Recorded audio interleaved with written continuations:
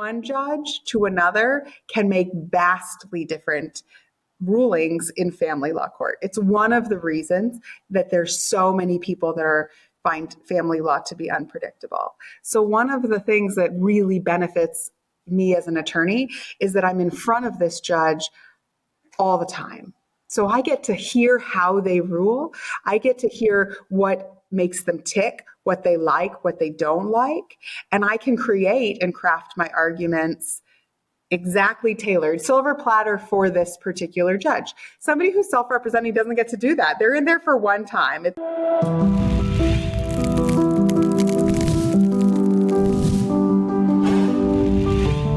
Hi, my name's Lawrence Strauss, and welcome to the Family Disappeared podcast. Today we have part 2 of our interview with Rachel King, who is an attorney and a litigator, and she offers some wonderful perspectives and really useful tips on how to navigate a relationship with an attorney. And in the second part of the interview, we actually start to talk about like navigating a judge in a courtroom and what that looks like. And she shares some wonderful tips for self-representing, and she shares the tip of all tips, which you're going to have to listen to find out about one of the most important things you can do for yourself before you actually go into the courtroom to hear your case heard. So stick around for that. If you're new to the community, welcome. It's a pleasure to have you here. We have a bunch of resources for you, a free 12-step program that's available. I think there's 16 meetings a week now. Parental Alienation Anonymous.com, or just Parental Alienation Anonymous is a 12-step program. We have the Family Hope Project, where you get to express yourself through art and participate in hopefully having some structural and systemic change by being one of the many voices that get to let people know what's going on and help educate them. And there's a bunch of other great stuff in the show notes. And email me. Let me know if you like the show, don't like the show, have any suggestions for guests or topics, or YouTube, any of our social media channels. We'd like to know if what we're talking about is useful. You want more of it? You want less of it? You want some kind of live webinars with this stuff? We can tap into our guests and do a bunch of different things, but we would like to hear what would be useful to the community. And with that, let's jump into the interview. So when I was going through my court stuff, I landed up hiring a professional family law attorney that really concentrated right around the divorce stuff. And I didn't necessarily understand parental alienation at all then, so I wasn't really delving that deep into putting some more safeguards on our relationships going forward. And I regret that. And I think it's wonderful, if you're listening to the show, that you have other resources so you can make different decisions, and really understanding what you want before you talk to an attorney, when you do talk to an attorney, in every part of the journey, knowing that you have agency. If an attorney is not working out, even into the trial or into your court journey, you can make a different decision. Not shopping an attorney that's going to tell you what you want, but if the attorney is not really showing up, there's different things to do. So I hire this attorney, and good guy, and talking, good communication, and really felt like he was powerful if I had to go to court. And he helped me craft a settlement.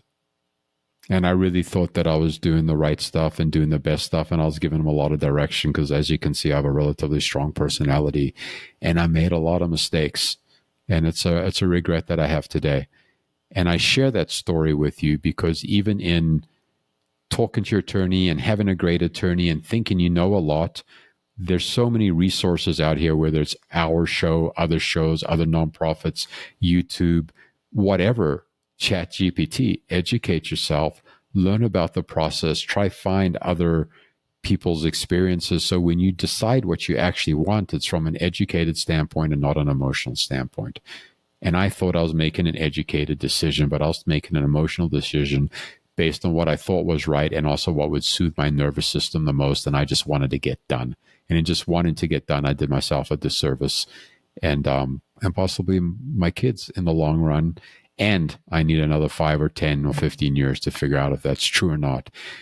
And with that convoluted story done, let's jump into the second part of the episode. And then this is a question that I hear all the time. So this is a trade and exchange of money for a service and a professional providing something that we can't provide. And it feels like there's a lot of times where it feels like there's just like billing and billing and billing, and not necessarily a lot of movement and not necessarily any forward momentum. Like how do you talk about that, or what do you share with clients or in your book for people to kind of like, how do you manage and navigate that? Because that scale can get really, really heavy and can become such a focus on the whole equation of what's happening in court. Well, I'm a litigator, right? So my job, what I've created and how I want to practice is to get people to the end of their case as quickly as possible. And if that means we go to trial, I push trial. Much of my practice was not going to trial. Most cases, even if they're on the trial track, end up settling. About 95% of cases end up settling. But I think the confusion with that comes from clients really not understanding what they're doing. And maybe that's because the attorney isn't explaining it, or they don't have an attorney, or they don't understand the legal process. But I have this happen to me all the time, probably more often than it doesn't. I don't want to be involved in this case. I want you to get me out of it. I can't afford it. It's too stressful. I don't want to deal with it anymore. Okay. Wait, but actually, I want all of the assets. I want my kids all the time. I want maximum spousal support. I want maximum child support. I'm not going to give on anything.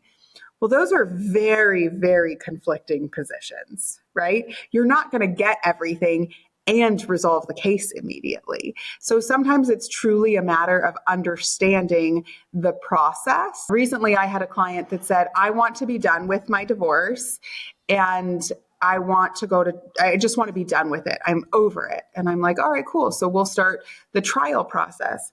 And then right as we get to the first step in the trial process, it's, oh, wait, I just want a little bit more time. I think we can reach an agreement. And I said, we're not going to reach an agreement. We've tried absolutely everything. Absent you giving everything up, there's no agreement to be reached. Again, conflicting positions within the client.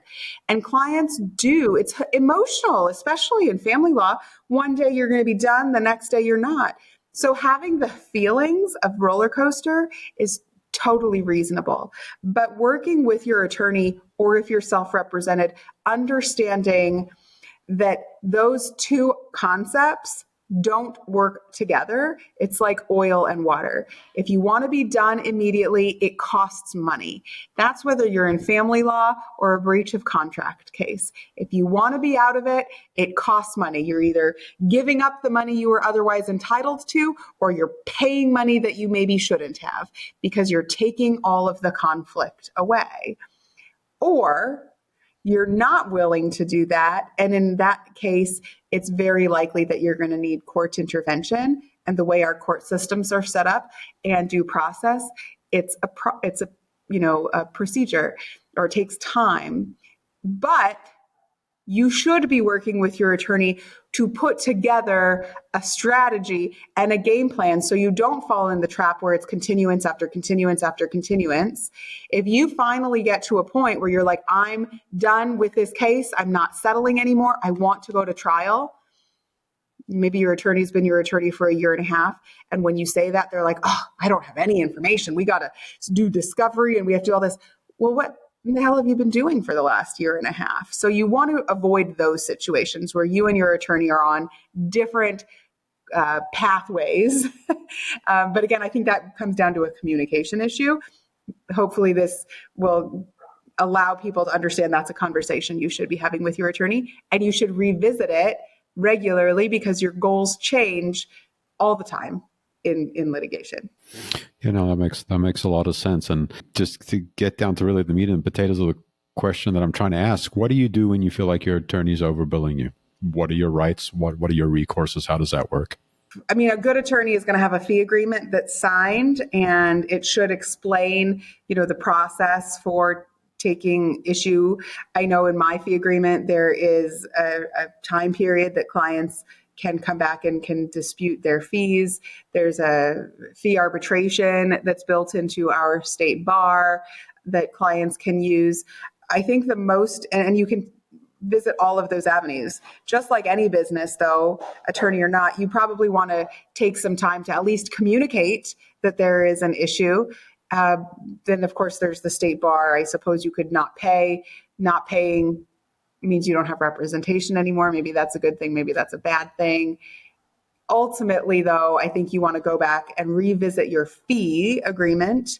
And more than anything, you want to read your invoices as soon as you get them from your attorney. And if you're not getting invoices, you want to ask for invoices so you can see where all of the fees are coming from and what they are. Many people sign their fee agreements without fully understanding them. And then they come back and they say, oh gosh, I didn't realize this is so expensive. I'm upset with my fees. Okay, well, go back and look that you agreed that this is what was going to happen. And so don't feel like you are in such a high stress situation, you need an attorney so bad that you're going to sign this fee agreement without reading it. You want to understand it. You want to review your invoices from your attorney as soon as you get them. Make sure you're getting them. Ask any questions about any fees that you don't like as soon as you can. And hopefully you stop the representation before you find yourself uncomfortable with $50,000 worth of fees. I know people aren't going to like this either, but if a client calls me and they say, I need a new attorney because my old attorney charged me $50,000 and didn't do anything. I'm kind of like, well, why did you let it get that far? Like, you're not the innocent party in this either, that you let it go absent $50,000 accruing in 1 month. Why weren't you paying attention? Why weren't you directing your attorney a little bit and making sure you and your attorney were on the same page? But then again, if you still are finding yourself in a bad situation, I think bar associations have some kind of reporting system or fee arbitration that somebody could look into. That makes a lot of sense. And I've spoken and hired plenty of attorneys, and attorneys are not always honest and forthcoming, and they do represent themselves in a particular way, and they're very trustworthy in the initial conversation. And then once they start having redundancies built in and people billing for the same thing 2 or 3 times, which I see all the time, it's a problem. And I would say from someone in a position where they feel like there's scarcity, which would be a parent or someone going through a divorce, that they stay in a lot of these relationships for longer than they can. And their attorneys continue to manipulate the situation to a certain degree because it's just how they're billing in their office, and that's just the way that it works. So I just say that there's a lot of stuff going on out there. And yes, as parents and people hiring attorneys, the onus is on us. And it's really complex and hard to stay present with everything that's going on. When we are hiring a professional, we expect them to act professionally, but they're just people like us that are as flawed as we are. They just happen to have a license from my perspective, you know? Well, yeah, but I mean, I think it's important to understand that attorneys are in business. We get paid for the advice that we give and the work that we do, and we are expected to get paid for that. We can't take we have families to support, and accidents happen. So yeah, I've seen some bills from attorneys that are shocking. And I'm not speaking to any of the attorneys that practice like that or about those kind of attorneys when I say this. I do think, really reviewing your invoices is incredibly important. And then before you fly off the deep end, give them a call. I remember one time, one of my paralegals put on something. She'd done a quarter of an hour worth of work. So 0.25 worth of work. She charges $220, or we bill her out at $225 per hour, or we did at the time. And when she was inputting it, she forgot the decimal, right? So it billed out as 25 hours at $225 an hour. And this client flipped out. Like before even calling us, went on and left Google reviews and Yelp reviews and went all over Facebook. And it was obviously that was a mistake. It was to send an email at 25 hours. It was just a decimal point. Super easy fix, no big deal. There are clerical errors.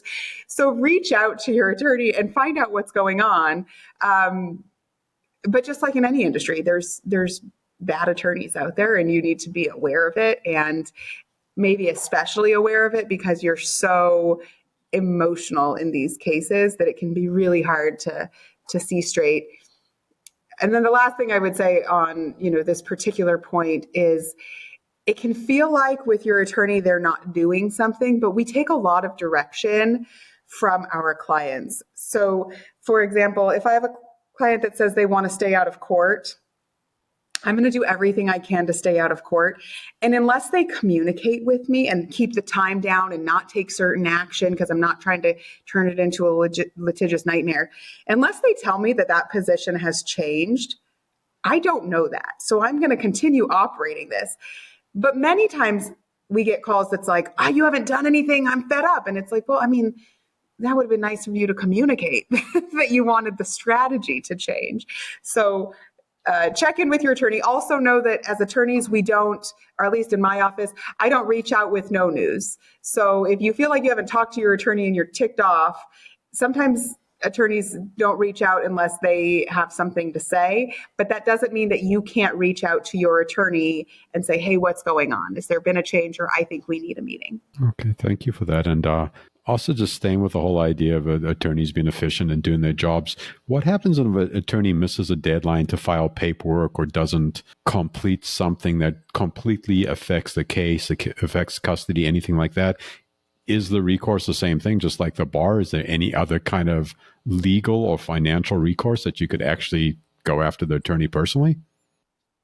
So, I mean, hopefully attorneys have professional liability insurance. I know in California, if you don't have it, then you're required to disclose it to clients that you don't have professional liability insurance. So you can go after that. The issue is that is a whole nother lawsuit, and you have to be able to prove that, but for the attorney's actions, you would have won anyway. And so that's a higher legal issue. I think as an attorney, we're human. I think in my career, fortunately, I've only missed 2 deadlines that were big deadlines, like my clients were going to lose their opportunity to sue. I noticed it right away, and I ended up filing with the court and just saying, this was my fault. Please don't prejudice my client. And the court was fine with it and extended that deadline. Didn't hurt my client for something that I had done wrong. So as an attorney, we have the option to do that. As a client, I think, again, communication is really good. And then if you have an attorney that missed a deadline, you probably need to find another attorney and see if you can fix that missed deadline.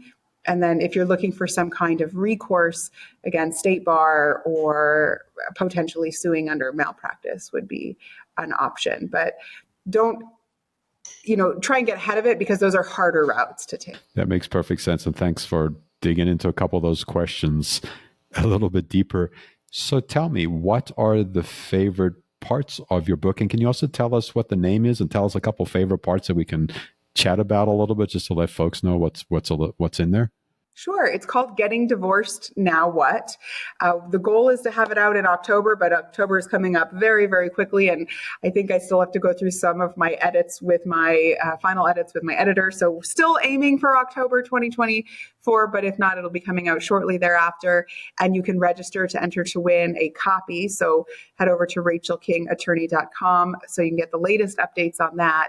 My favorite part of the book entirely, I mean, not even a question, is the personal stories that I got to share about people that were willing to allow me to regarding their personal experiences. As an attorney, I am detached emotionally from all of my cases. I'm intentionally detached, because if I become emotionally involved, then I don't represent as well. But not being emotionally attached offers me a different perspective. So I really wanted a book where not only did it share legal information, but it also showed real life stories, good and bad, of people that said, I did this and it was awful. Like, don't ever do this. Learn from my mistake. Or I didn't know this information, and here's how, learning it affected my case. So the real life stories are absolutely my favorite. And I tried to include real life stories in every single section so that there are enough to be relatable. I also tried to include real life stories that included the most common perspectives that I came across. So, for example, in child custody, I tried to include a real life story about a couple that one person wanted sole custody and the other wanted joint, and they were both good parents. Or and one where there was a domestic violence abuse situation and how that plays out. So I tried to include the most common scenarios and give the real life, behind the scenes version from one of my they're not clients, but one of the people that was willing to share.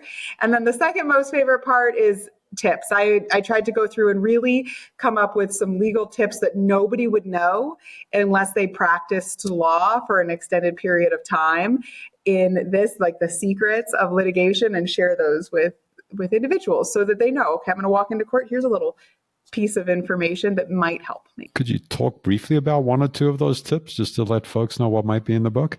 Sure. So I think people forget, maybe you realize this, but judges are human and they have this set of laws, but especially in family law, that's a court of equity, which means that judges are supposed to make fair decisions.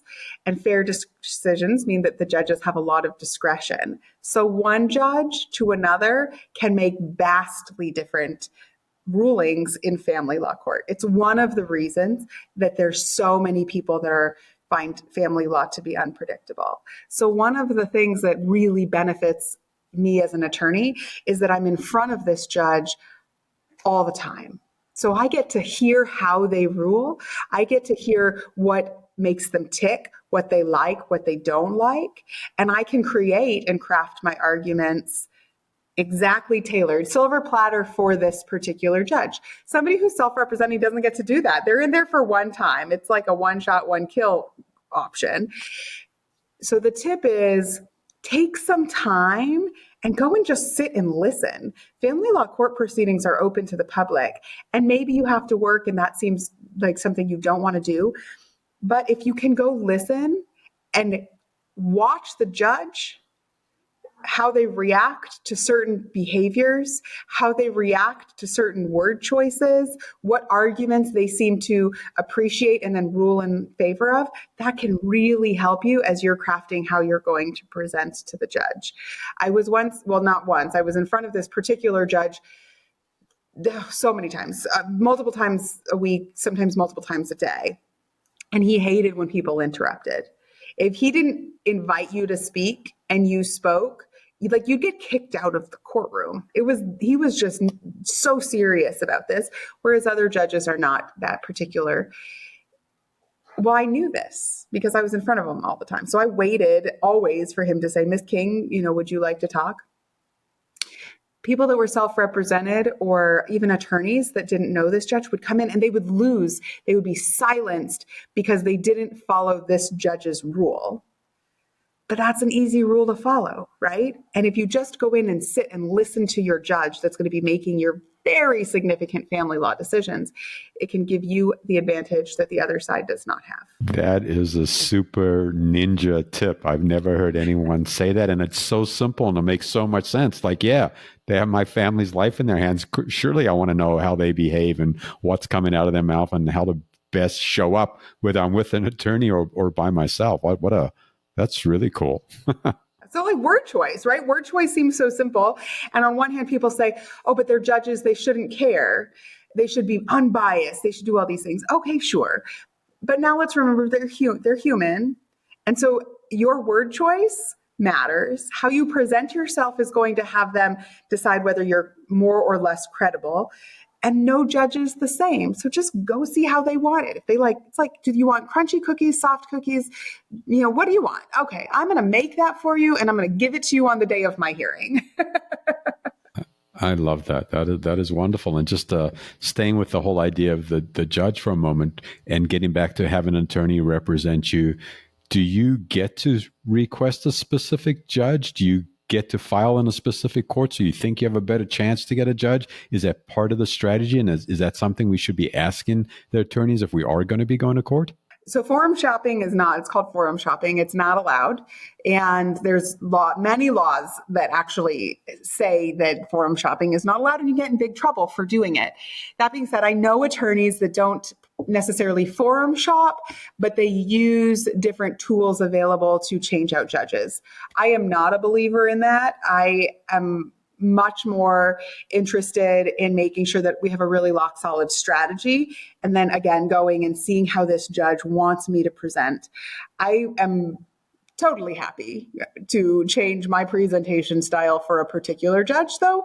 There are a lot of attorneys that can't do that, or that are just convinced that their way is the best way, so they're unwilling to do it. There are situations, especially like in California, and I'm not sure about the other states, where we have commissioners which are hired to act as a judge, but they're not appointed as a judge.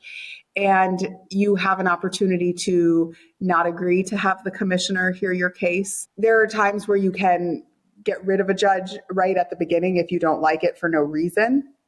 What is not possible is to decide that you don't like your judge's decision, so you want a new judge to file again. Why can't you do that? Because it's kind of like appealing. Just appeal your decision. If the judge made an error, then the appellate court will come in. And that's where I get a lot of people that say, I've been in front of this judge for 3 years. They always rule against me. They hate me. I want a new judge. Well, no, that's not quite how it works. You were assigned to this department. You have this judge. And you're kind of stuck with them until they leave, absent you being able to prove some kind of bias. And then the only thing I will say on that is, because I actually just learned this a few years ago, I thought it was interesting.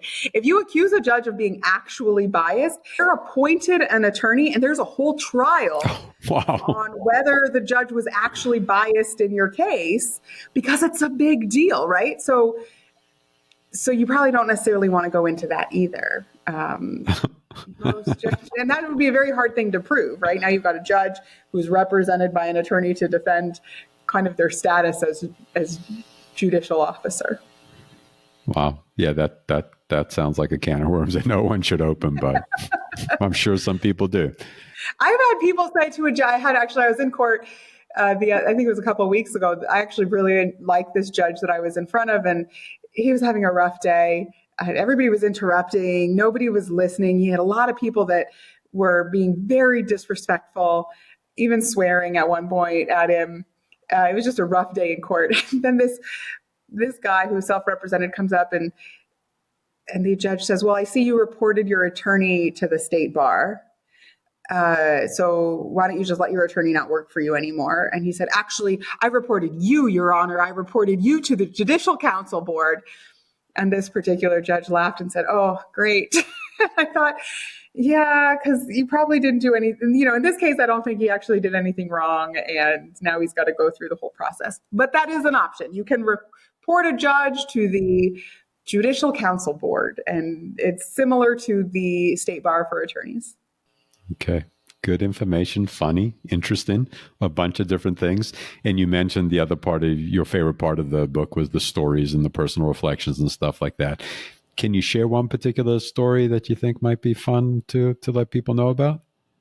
Sure. It's not a super on point one, because I think it's a little bit nuanced, but I like it. I enjoyed it. I watched it. I was not on the matter, and this person wasn't a client. But again, I go into open court and I listen to my judges too, because I'm interested to see what makes them tick. Even the ones I've been in front of for years, I still go and listen or watch their proceedings. So this particular case, this woman got married. She was self-representing her entire time. She got married in Las Vegas over a one-night bender or whatever, went to the chapel house and got married, and then woke up the next day, and we've all heard this story before. She decided she didn't want to be married anymore. She made a huge mistake, and the husband, I guess, went kind of MIA, right? So they had a one-night stand in Vegas, got married, and then they never talked again. And so she decided to file for an annulment. And she went through the whole thing. She went through all of the chain of how to serve him, which was a big mess because she didn't know where he was. So she had to request service by publication. It was incredibly expensive and time consuming. She finally got that done. He didn't respond, probably because he didn't care and he was in agreement with the annulment. So he didn't respond. She enters default. And the judge has a default prove-up hearing, which is basically a scenario where the judge says, okay, I get that you want me to make your orders because the other party hasn't participated, but I'm not sure about your orders. So come in and prove to me why your orders are appropriate.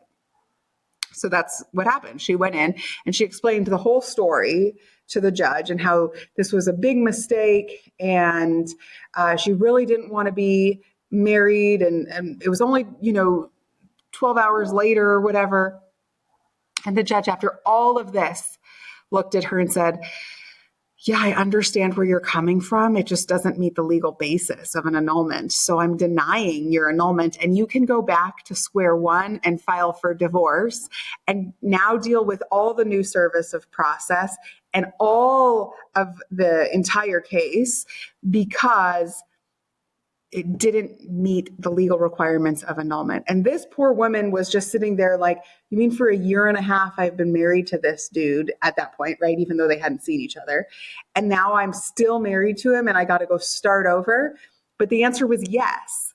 And why would, and she was devastated. She was so upset. She was in tears. She just couldn't believe it. And all she really wished was that she'd gone and talked to an attorney at the beginning, not even to hire one, just to find out if she was able to file for an annulment. She didn't do that because she was trusting the media, the stories that we all hear about how you could just go in and annul it the next day, getting misinformation from her friends. But none of these sources actually knew the law and gave her the advice. So poor thing. I think at the end of it, she was married, legally married for a total of 3 years on a 12-hour, rendezvous. Let's call it a rendezvous, a 12-hour rendezvous. Wow, what an interesting story. And yeah, there's not the ending that I thought was going to happen, but it makes perfect sense and brings us back to making sure that we have some kind of conception of what the law is, and if we need an attorney, and to talk to people that are qualified. And we're getting near the end of wrapping up here, and I just want to delve into this maybe a little superficially, but just to do it. Self-representing. Like, what do you say when people say they want to self-represent? Is it possible to have a positive outcome? Is it not possible to have a positive outcome? Is it just a matter of how much work you put in? I don't think it's a matter of how much work. I think that the definition of a positive outcome really depends on the understanding of the case as a pro per, right? So we call them pro pers, or self-represented individuals. For example, if you are a self-represented individual, you've been the stay-at-home mom the entire marriage, you're the primary parent when you're the stay-at-home mom. So now in divorce, you decide that you want to continue to be the primary parent and have the kind of the sole decision-making power that you had during the marriage. You're going to feel like you were unsuccessful in your case, because that wouldn't be a standard outcome. That would, just because you were the primary parent during the marriage doesn't mean you're going to be the primary parent after. There's been such a significant change in the parental relationships. So one is, can you be successful under the law? Absolutely. Can you be successful in your own mind, or what everybody's telling you means success? Not necessarily. In fact, I would say probably more times than not, no, because your ideas of what is reasonable or successful are far different, in my experience, than what the law thinks is reasonable or successful. So that's one understanding. Actual self-representation, I think, is definitely possible. I think the tips for somebody that's self-represented are, again, that they understand the laws that are going to be applied. They understand the deadlines and the processes. You don't get to go into court maybe more than one time as a self-represented individual and say, oh, I didn't do that because I didn't know. That's not an excuse. Some judges will give you leniency the first couple of times you say it. After that, they're just going to start ruling against you, because you have to understand the procedures and the deadlines. So understanding the procedures and the deadlines, making sure you know what they are. There's many self-represented or self-help clinics that can help you. The clerk can oftentimes give you, the court's deadlines for filing documents. And then from there, the most successful self-represented individuals are ones that keep their emotions out of it and only apply the law. I had a judge tell my client and another party once, I was so happy she said this, because they were fighting contentiously over co-parenting, both sides making allegations of parental alienation. And she looked at them and she said, I don't need you to waste any more of my time in trial telling me that you don't get along with this person. I understand you don't like each other. You're in trial in court on parenting issues. So stop telling me what a horrible person they are, how much you don't like them, what a horrible mom or dad they are, and instead focus on the information that I'm asking you to tell me so that I can compare it to the law. And to me, that's so insightful. You don't like them. The court knows this because you're in court. So you don't need to waste any time telling the court or, facts about what a horrible husband or wife or parent they are. Focus on abuse, neglect, custody share, the things that like really matter to the judge when they're making a decision. And the client or the people that I know that have done that on their own have been successful under the law in their family law cases. And I'll say my final question for that. I go into court, I'm self-representing, and I'm standing across the table from an attorney. Do I already have like 2 strikes against me just by showing up without an attorney? I don't think from a judge's perspective, especially in family law, you do. I think judges are pretty understanding that most people are not represented in family law. I'll say your 2 disadvantages that get you those 2 strikes are, one, the attorney knows the judge's lingo, so knows how to present it. So you are behind the 8 ball there, but you can fix it by spending some time and watching your judge. And 2, attorneys, we understand the rules of evidence. Well, let me preface that. A good attorney understands the rules of evidence. And the rules of evidence are probably the biggest hiccup that self-represented people have, because they don't understand that you can't just bring in a text message or a photograph and have the judge look at it. Like, there's a whole slew of laws that say whether it comes in or out, what questions you have to ask to get the judge to look at it. So many things that go on. So those are the 2 steps. And the reason I say that counts against the self-represented individual isn't necessarily because they can't get their own evidence in, though that matters.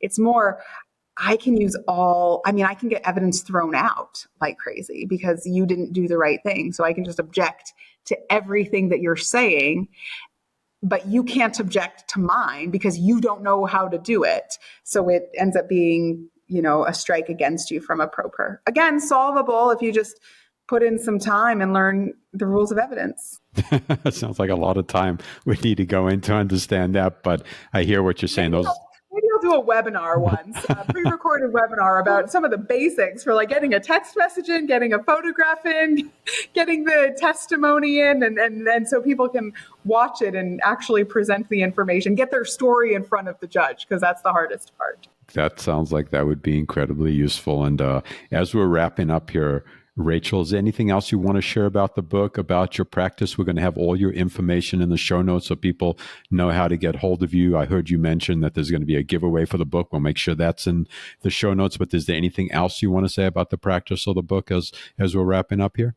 I would love for your guests to come and register. I'd love to give one of them a free copy. The book also includes a second workbook for people that are specifically going in to self-represent, so they can organize all of this information that they're going to have, organize their evidence in a way that's going to help them or allow them to present. And again, my goal is really to help people represent themselves if they need to. So follow me on TikTok. I think you have that. That's at The Lawyer King. I have a slew of videos with a whole bunch of pointers, a lot of explanation on law that could be helpful. And again, if anybody has any questions, I'm always looking for content tips. So I'm happy to take your question and turn it into some kind of content in an upcoming video or book. And I really appreciate having the opportunity to answer your questions. Well, thank you, Rachel. And it was a pleasure. And we're all really excited for this new webinar about how to get your evidence in and texting and pictures in. That sounds yay. Well, again, thank you so much for coming out and chatting for a little bit. It was really informative. My takeaway is really sitting and listening to how the judge operates and how the court flows and stuff like that. I think that is such an incredibly sweet, wonderful gift that you provided for everyone listening. Thank you so much. Okay. By far, The best tip I've heard about any court stuff from anyone that I've interviewed or spoken to is go sit in the courtroom, see how the judge runs their home, their office, their cadence, what they expect in communication, how they like people to show up, what they react negatively to. Do your homework. Oh my God, like how much trauma and drama would have been solved in so many cases if people would have said, hey, go sit in and listen to the judge in 3 or 4 different, 5, 6, whatever different cases, take notes and come prepared. Do your work. Okay. Again, rock star stuff and wonderful person to interview. Really, really easy. Really appreciated the time with Rachel. She's got a link in our show notes if you want to sign up to potentially win a book and a workbook. She also said she's open to questions and she's got all kinds of videos. So definitely check the resources she's offering to everyone. You know, some of them are for free. And yeah, and what a great professional out there doing some really wonderful work and sounds like a super powerful litigator. And with that, thanks for coming out to play today. Remember to like, share, yell on the corner, let people know. Maybe, you know, print up your own t-shirts with family disappeared. You have to listen to this or anything else you feel that is appropriate. And with that, in case no one's told you yet today, I love you. Have a beautiful day, and I hope to see you around the neighborhood.